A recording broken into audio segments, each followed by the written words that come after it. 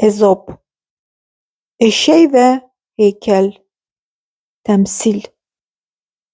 Bir adam eşeğin belinə Tanrı heykəlini yüklədi. Uzunqulağı şəhərə sürdü. Yoldan keçən hər bir kəs Tanrı heykəlini görüb baş əyirdi. Eşek elə düşündü ki, ona səcdə edirlər. Təkəbbürlü olub anqırdı. Yolu davam etmək istəmədi. Sahibi işin nə olduğunu anladı. Dəyənəklə eşeği kötəkləyib dedi: "Ay axmaq baş! Bir o çatmırdı ki, insanlar uzunqulağa səcdə etsinlər."